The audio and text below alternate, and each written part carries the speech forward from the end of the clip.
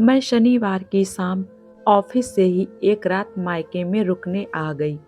सीमा दीदी भी 2 दिनों के लिए आई हुई थी। सोचा सबसे जी भर के बातें करूंगी, पर मेरे पहुंचने के घंटे भर बाद ही रवि का फोन आ गया। मैं बाथरूम में थी, इसीलिए मम्मी ने उनसे बातें करी। रवि ने फोन करके बताया है कि तेरी सास को बुखार आ गया है। कुछ देर बाद मुझे यह जानकारी देते हुए माँ साफ तौर पर नजर आ रही थी।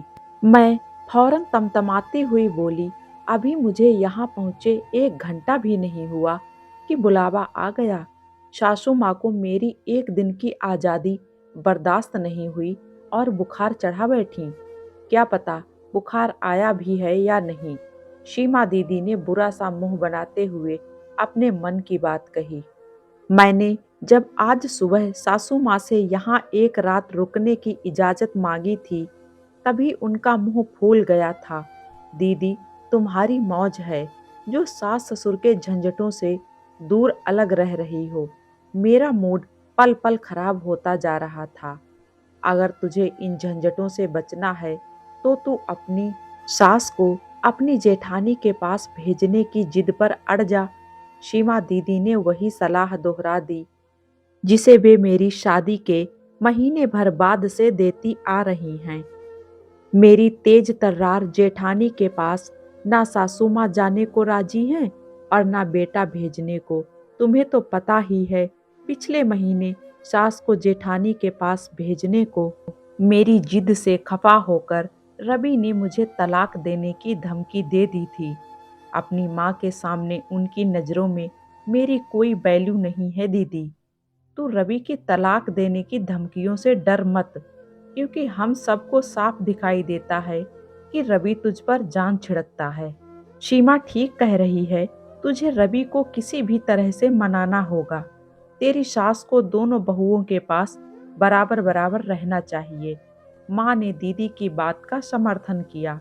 मैंने गहरी सांस छोड़ते हुए कहा, माँ, फिलहाल मुझे वापस जाना पड़ेगा। पागलों जैसी बात ना कर, माँ भड़क उठी। तू जब इतने दिनों बाद सिर्फ एक दिन को बाहर निकली है, तो यहाँ पूरा आराम करके जा। माँ, मेरी जिंदगी में आराम करना कहाँ लिखा है, मुझे वापस ही जाना पड़ेगा, कहकर अपना बैग उठाकर मैं ड्राइंग रूम की तरफ चल पड़ी। शिखा, तू इतना क्यों डर रही है? देख, रवि ने तेरे फौरन वापस आने की बात एक बार भी माँ से नहीं कही है। दीदी ने मुझे समझाकर रोकने की कोशिश शुरू की। दीदी, अगर मैं नहीं गई तो इनका मूड बहुत खराब हो जाएगा। तुम तो जानती ही हो कि ये कितने गुस्से वाले इंसान हैं। उन सब का समझाना बेकार गया और करीब आधे घंटे के बाद मुझे दीदी व जीजा जी कार से वापस छोड़ गए। अपनी नाराजगी दर्शाने के लिए दोनों अंदर भी नहीं आए। मुझे अचानक घर आया देखकर रवि चौंकते हुए बोले, अरे, तुम वापस क्यों आ गई हो? मैंने तुम्हें बुलाने के लिए थोड़ी ही फोन किया था। मेरे लौट आने से उनकी आंखों में पैदा हुई खुशी की चमक को नजरअंदाज करते हुए मैंने शिकायत की, मुझे एक भी दिन आपने चैन से अपने मम्मी पापा के घर रहने नहीं दिया। क्या एक रात के लिए आप अपनी बीमार माँ की देखभाल नहीं कर सकते थे? सच कह रहा हूँ कि मैंने तुम्हारी मम्मी से तुम्हें वापस भेजने को नहीं कहा था। वापस बुलाना नहीं था तो फोन क्यों किया? फोन तुम्हें सूचना देने के लिए किया था स्वीट हार्ट। क्या सूचना कल सुबह नहीं दी जा सकती थी? मेरे सवाल का उनसे कोई जवाब देते नहीं बना। उनके आगे बोलने का इंतजार किए बिना मैं सासू माँ के कमरे की तरफ चल दी। सासू माँ के कमरे में घुसते ही मैंने तीखी आवाज में उनसे एक ही सांस में कई सवाल पूछ डाले। मम्मी जी, मौसमी बुखार से इतना डरने की क्या जरूरत है? क्या एक रात के लिए आप अपने बेटे से सेवा नहीं करा सकती थी? मुझे बुलाने को क्यों फोन कराया आपने? मैंने एक बार भी रवि से नहीं कहा कि तुझे फोन करके बुला ले। इस मामले में मेरे ऊपर चिल्लाने की कोई जरूरत नहीं है बहू। सासू माँ फौरन मुझसे भिड़ने को तैयार हो गईं। इनके लिए तो मैं खाना साथ लाई हूँ। आपने क्या खाया? मैं सुबह जो दाल बनाकर गई थी वो। मेरा मन कोई दाल वाल खाने का नहीं कर रहा है, उन्होंने नाराज लहजे में जवाब दिया। तो बाजार से टिक्की या छोले भटूरे मंगवा दूं? बेकार की बातें करके तू मेरा दिमाग मत खराब कर बहू। सच में मेरा दिमाग खराब है, जो आपकी बीमारी की खबर मिलते ही यहाँ भागी चली आई। जिस इंसान के पास इतनी जोर से चिल्लाने और लड़ने की एनर्जी है, वह बीमार हो ही नहीं सकता। मैंने उनके माथे पर हाथ रखा तो मन ही मन मैं चौंक पड़ी, क्योंकि मुझे महसूस हुआ मानो गरम तवे पर हाथ रख दिया हो। तू मुझे और ज्यादा तंग करने के लिए आई है क्या? देख, मेरे ऊपर किसी तरह का एहसान चढ़ाने की कोशिश मत कर।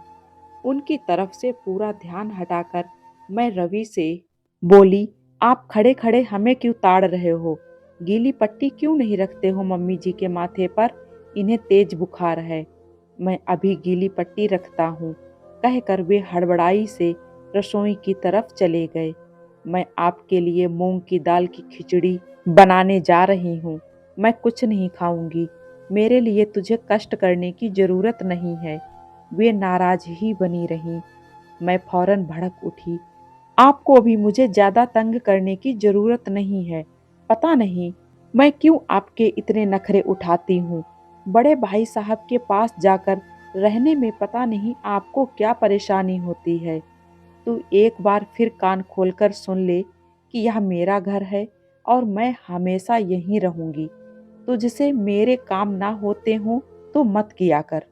बेकार की चकचक से मेरा समय बर्बाद करने के बजाय यह बताओ कि चाय पिएंगी? मैंने अपने माथे पर यूं हाथ मारा मानो बहुत तंग हो गई हूँ। तू मेरे साथ ढंग से क्यों नहीं बोलती है बहू? यह सवाल उन्होंने कुछ धीमी आवाज में पूछा।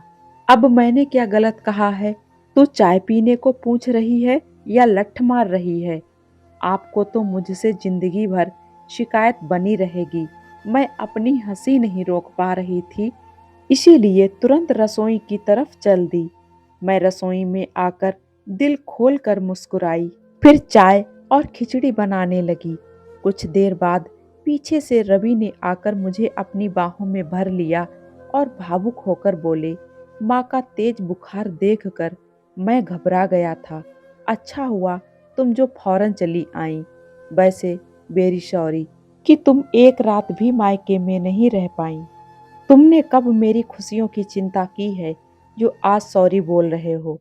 मैंने उचक कर उनके होठों को चूम लिया।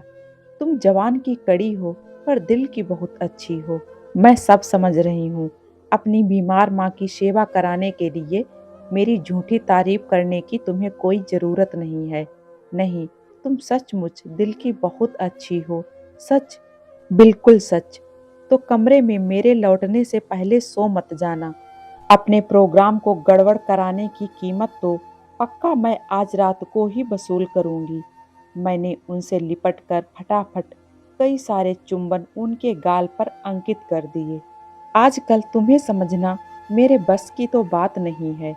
उन्होंने कस कर मुझे अपनी बाहों में भींच लिया। तो समझने की कोशिश करते ही क्यों हो? जाओ, जाकर अपनी मम्मी के पास बैठो, कहकर मैंने हंसते हुए उन्हें किचन से बाहर ढकेल दिया। वे ठीक कह रहे हैं।